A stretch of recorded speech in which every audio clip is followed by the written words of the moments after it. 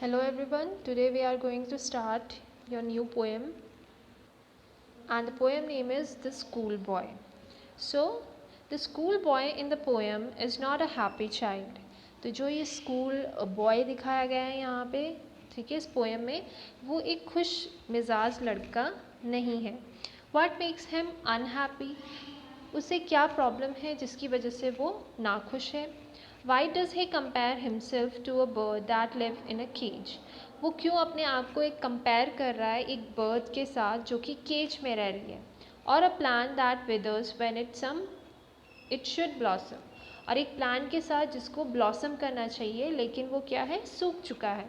तो यहाँ पे एक बताया गया है कि किस तरीके से जो बॉय है वो खुश नहीं है. वो अपने आप को कंपेयर कर रहा है बर्ड के साथ जो कि केज में है या प्लांट के साथ जो कि टूट चुका है या सूख चुका है. उसके साथ वो क्यों अपने आप को कंपेयर कर रहा है वो हम इस पोएम के थ्रू समझेंगे. ठीक है. In first stanza, I love to rise in a summer morn when the birds sing on every tree, the distant huntsman winds his horn, and the skylark sings with me. Oh, what sweet company! तो यहाँ पे क्या है, जो boy है वो उसे बहुत अच्छा लगता है समर मॉर्निंग में उठना.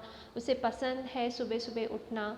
जबकि जो बर्ड्स हैं वो ट्रीज़ पे गाती हैं. बहुत सारी बर्ड्स डिफरेंट डिफरेंट ट्रीज़ पे गाती हैं. The distant huntsman winds his horn and the skylark sings with me.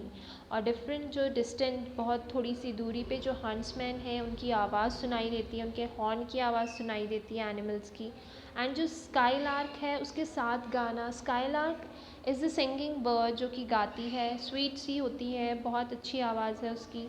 ठीक है. उसके साथ गाना बच्चे को बहुत अच्छा लगता है. Oh what a sweet company.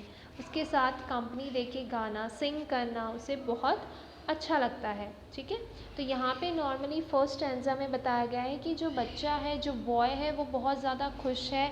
उसे समर मॉर्निंग में उठना पसंद है. उसे बर्ड्स की आवाज़, उसके साथ गाना उसे बहुत अच्छा लगता है. उसे बर्ड्स को देखना बहुत अच्छा लगता है जो कि डिफरेंट ट्रीज़ में है. ठीक है.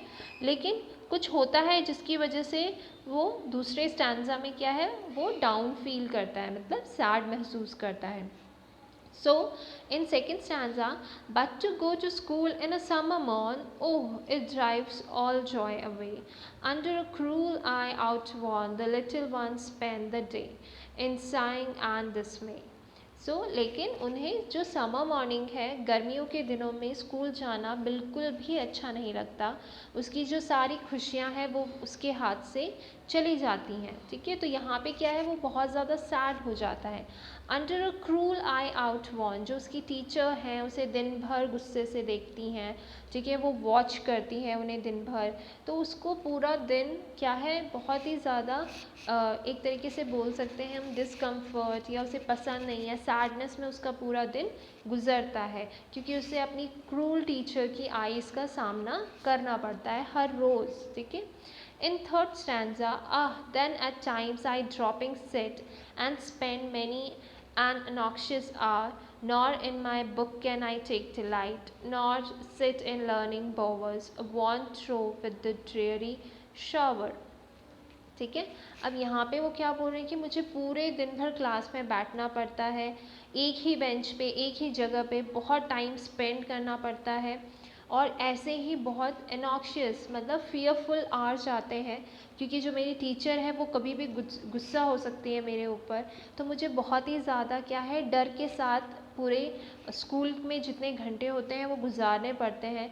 मैं डिलाइट मतलब बहुत खुश महसूस नहीं करता हूँ वहाँ पे बुक्स, जब भी मेरे पास बुक्स रहती हैं. ना ही मेरे को बुक्स पसंद है और ना ही मुझे कुछ जो टीचर्स बोरिंग लेक्चर्स देती है वो मुझे अच्छा लगता है. ठीक है.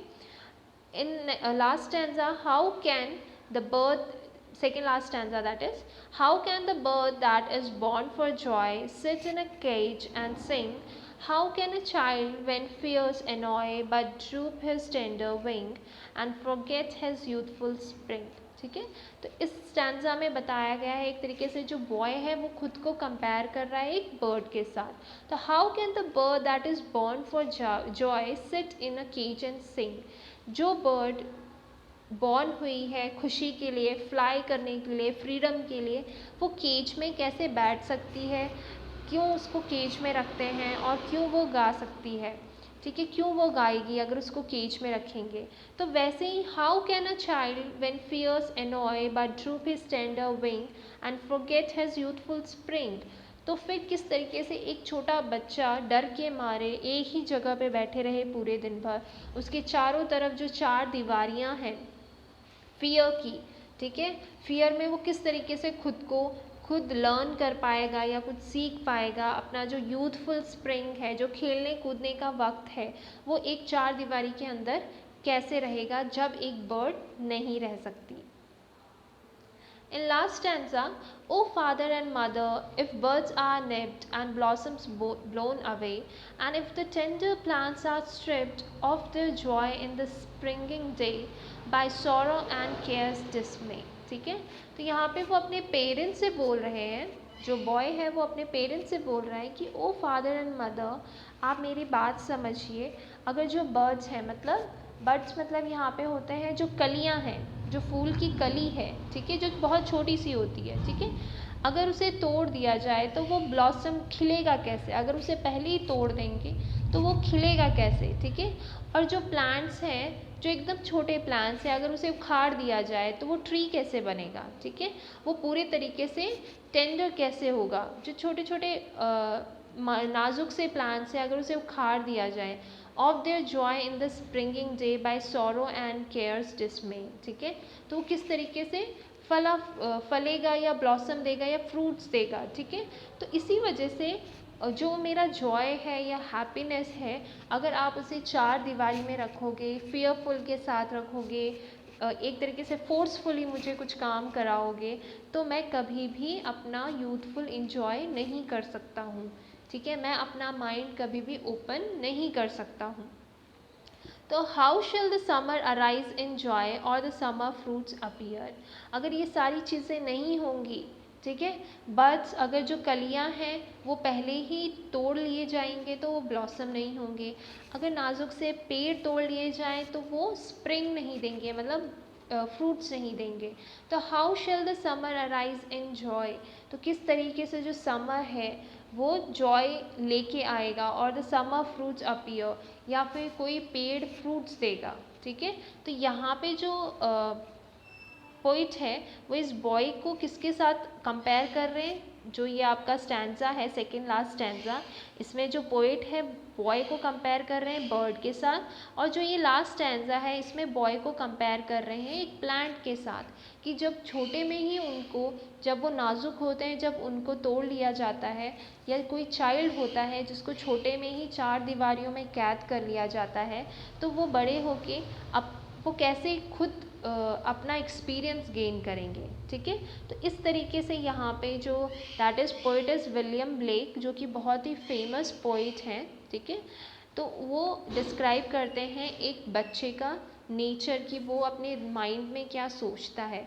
लेकिन हर एक बच्चे का नेचर अलग होता है, ज़रूरी नहीं है कि जो बच्चा कंफर्टेबल नहीं है, जो बच्चा इंटरेस्ट नहीं लेता है क्लासेस में, ठीक है, लेकिन बहुत सारे बच्चे ऐसे होते हैं जो क्लासेस में इंटरेस्ट लेते हैं और उन्हें पसंद है चीज़ों को सीखना, लर्न करना, ठीक है, उनको कोई समझाए तो वो समझते हैं, लेकिन कुछ बच्चे होते हैं जिनको ये सारी चीज़ें बोरिंग लगती हैं, तो हर एक बच्चे का पॉइंट ऑफ व्यू अलग होता है, ठीक है।